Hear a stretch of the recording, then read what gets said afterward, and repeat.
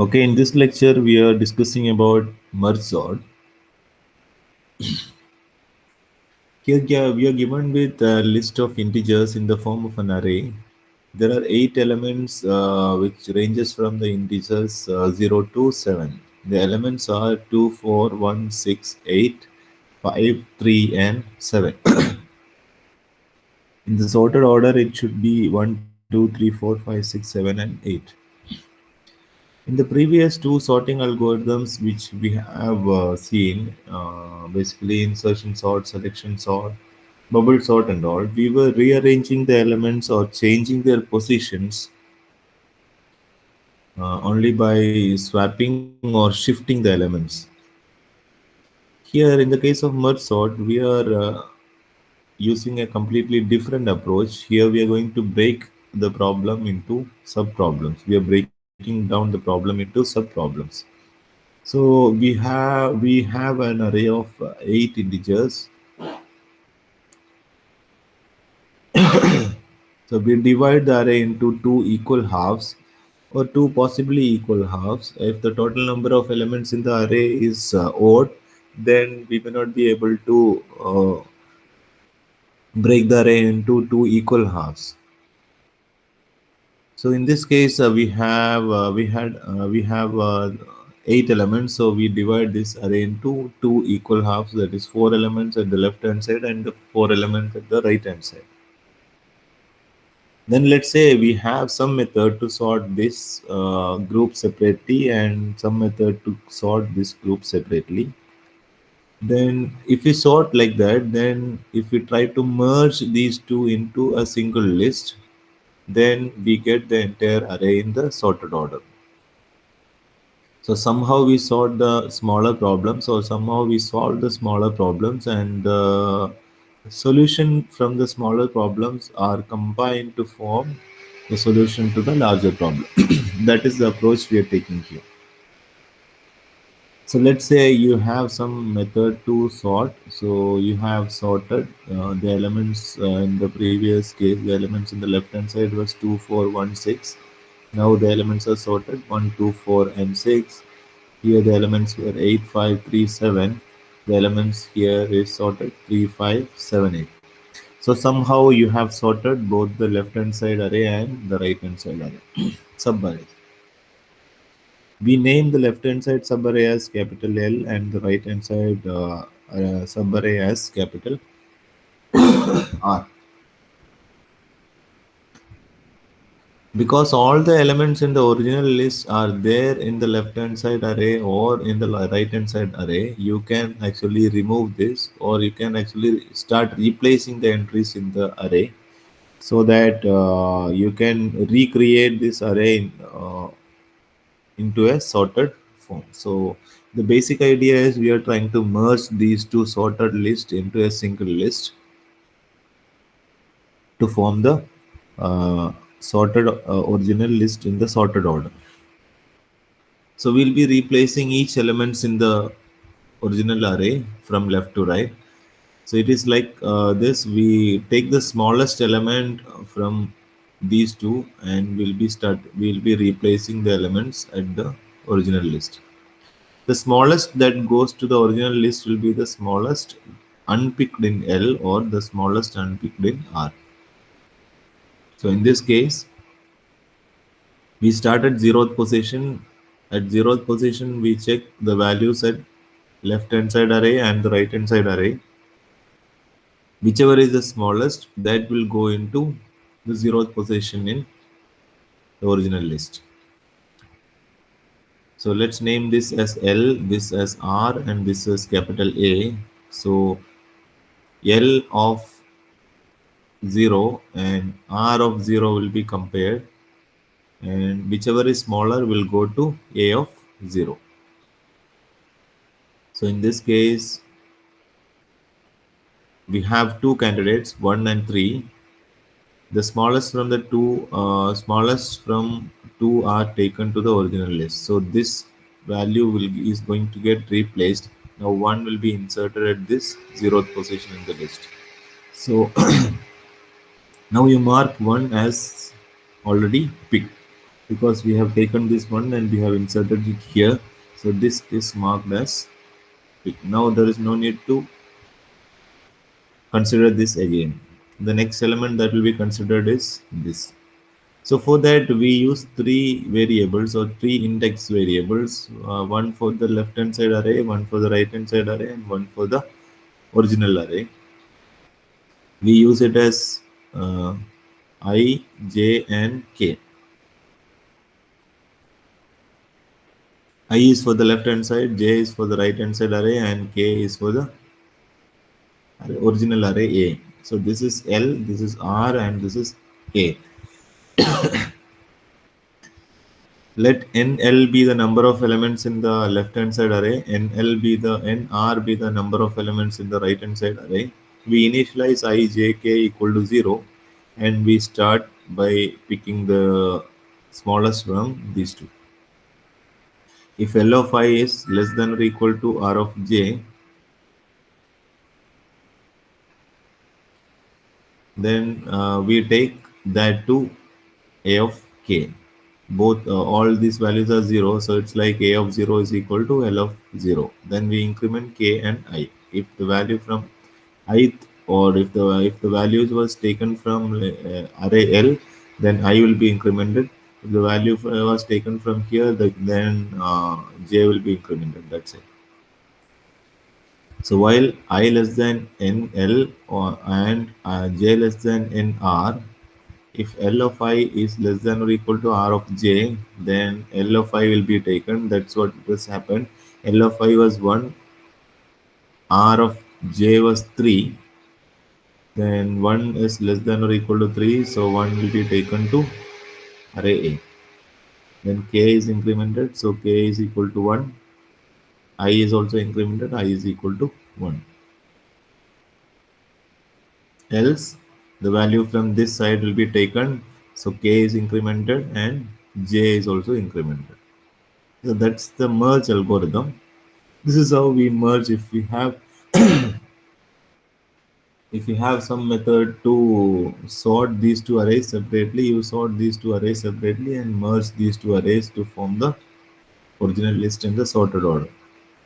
So let's trace this values. So next time 2 will be taken and this is marked. Next time the comparison will be 4 and 3. So 3 will be taken to this position, next position. So 3 will be taken to this position and 3 is marked. So you can see that J is equal to 1, J is at this position, K is equal, I is equal to 2, I is at this position, K is equal to 3, K is at this position. Next comparison will be A of I and sorry L of I and R of J to 4 and 5. So this will be taken to this original array. So 4 is already considered and 4 will be taken. Now the comparison is from 5 and 6. 5 will be taken. So 5. Next 6 will be taken. Next 7 will be taken. Next 8 will be taken. So once if all these things are considered, you can see that it is equal to k. Value of k is equal to 8. At that point of time, you can see that the array is in the original array is in the sorted order.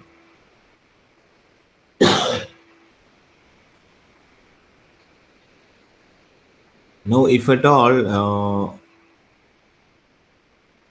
you have not reached k is equal to 8 and you have come out of this loop, that means that there is something left behind in the left hand side array or in the right hand side array. So in order to copy that, you need to give this set of statements: while I less than or less than NL, while J less than NR.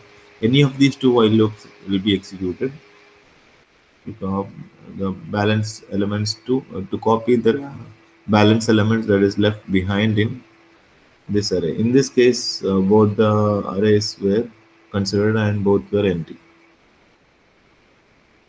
So the merge algorithm was used in the case of in the case where if we have some method to sort this, that is the idea we have taken. We have divided the larger problem into smaller problem, and if we have assumed that we have some method to solve this problem and some method to solve this problem. What about if you are trying to divide this problem again into smaller problems? So that's the idea that is being used in the case of merge sort. So this is our original problem. You divide this into two smaller problems, four and of size 4 and 4. Now you divide this problem again into 2, 4, 1, 6, 8, 5, and 3, 7. Now you divide this problem into smaller subset again. So it will be 2, 4, 1, 6, 8, 5, 3, and 7. Now you can roll back because there is only one element in this array, one element in this array. So these two are already in the sorted order. This is already in the sorted order. This is already in the sorted order. So what I'm trying to say is there is no need of that. We have been assuming that we have some uh, magic sorting algorithm to sort this particular smaller subset, but there is no need of such a sorting algorithm because we are dividing this problem into sub problems in such a way that we will reach such a basic case where without any sorting algorithm we will get some sort of sorted element. So in this case, we have only one element, and we can directly assume that there is only one element, so the list is already sorted. So there is only one element two, and that list is sorted. There is only one element four, that list is sorted. So if you combine these two, or if you merge these two, 2 and 4, then you get this. If you merge these two, 1 and 6, you will get this. If you merge these two, 8 and 5, you should get 5 8, not 8 5, you should get 5 8. If you merge 3 and 7, you should get 3 and 7. We will try trace this algorithm and we'll see that. So this is how we divide the problem. This is how we divide the problem into smaller problems. And once we reach a base case, then we'll roll back to merge algorithm. So we have only one merge algorithm here. There is no such magic sorting algorithm. So we are going to consider these two elements, 2 and 4. Merge these two, you will get 2 and 4. You're considering 1 and 6. Merge these two, you will get 1 6. Now you're trying to merge these two. You should get these elements in the sorted order. So 2 4 is sorted order. 1 6 is sorted order. We have already designed a merge algorithm to create an original list in the sorted order if we have the set of the element subset of this element subarrays of this an element in the sorted order. The 2 4 is a subarray, 1 6 is a subarray of 2 4 1 6. So if we merge these two using our previous merge algorithm, you should get 1 2 4 and 6, 1 2 4 6. In the same way, if you do this 8 5, you should get 5 8 here. For 3 7, it's already sorted 3 7. So 5 8 and 3 7, you should get 3 5 7 8. So you should get it like this. So this is what the merge algorithm that it does. Now you do the merge algorithm for these two. That is 1 2 4 6 is already sorted. 3 5 7 8 is already sorted. You combine these two into a single array. So you get it 1 2 3 4 5 6 7 8. So that is the merge sorting method. You will be dividing the smaller subproblems into smaller subproblems in such a way that you will reach a base case where it is already the problem is already solved. So from there you will roll back so that you can build your solution to the larger problem from the solution to the smaller problems. So this is a merge sort algorithm. The idea is very simple. You take the number of elements in array A, you take the midpoint, the left is left what is there in the left hand side, uh, from beginning to the midpoint, that we call it the left hand side array. From midpoint to the last, we call it the right hand side of that. So left is one array of size mid, right is an array of size mid. So you need to declare an array of size mid. So into the left array, we copy all the elements from the left hand side. Into the right array, we copy all the elements from the right hand side. Then once again, you call merge sort. So this is a recursive algorithm. So merge sort left, merge sort right, then you merge left and right. Let's use the same technique here. So this is how you call merge sort on this array A. What will happen is it will find out the mid. Total size is n by 2. You will get it here. So what is before this midpoint? 2416 will be copied to one array. 8537 will be copied to the second array. So this is the left array. This is the right array. Now you call merge sort on this again, merge sort on this again. That is the algorithm. Merge sort of left, merge sort of right. So merge sort of left means this again will be divided into sub problems. So if this will be 2 4 and this will be 1 6. It's the same process. So it's a recursive call. From here, a merge sort is called. From here, once again, merge sort of left is called. Merge sort of right is called. Merge sort of left is producing these two entries. Merge sort of right is producing these two entries. Once again, this is a left of this, and this is the right of this. So merge sort of left is called here. So this will be producing 2. This will be producing 4. Merge sort of right will be producing 1 and 6 and so on. So at this case, it is the this is the base case. So we'll start going back. That is from here, the recursive call will be stop. That is we have a stopping condition for the recursive call if n is less than 2. If the total number of elements is less than 2, there is no point in dividing that array into two parts and taking elements into 2, because we have only one element or less than one element. So that if n is less than 2, then you return that is the merge sort that the function will be returned. So you have a large array, a large problem. You divide that problem into a left-hand side problem and a right-hand side problem. You call merge sort separately on the left-hand side, merge sort separately on the right-hand side. So as an output of this, you will get the sorted array of the left-hand side subarray, and the this method is going to give you a sorted right-hand side subarray. Then you merge left-hand side and right-hand side to form your new array. That's it. That is the merge sort algorithm. The analysis of sorry, this should be merge sort. The analysis of merge sort is the time complexity of the algorithm is order of n log n, compared to other sorting algorithms like insertion, selection, bubble sort. They were all slow sorting algorithm. Merge sort is far better than compared to these algorithms. It's a very fast sorting algorithm compared to the other three sorting algorithms we have seen. The time complexity of the algorithm is order of n log n.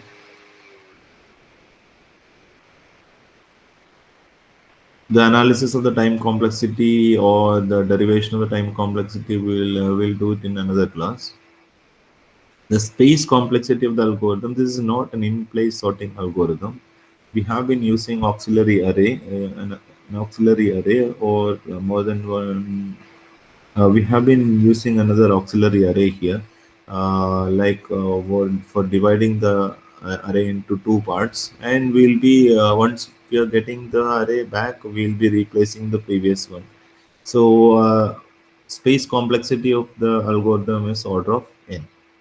And this is a stable sorting algorithm. This is an internal sort algorithm, and we have seen that this algorithm is recursive. There are two recursive calls in the algorithm. This is one recursive call for the left hand side, and this is another recursive call for the right hand side. So that's about merge sort.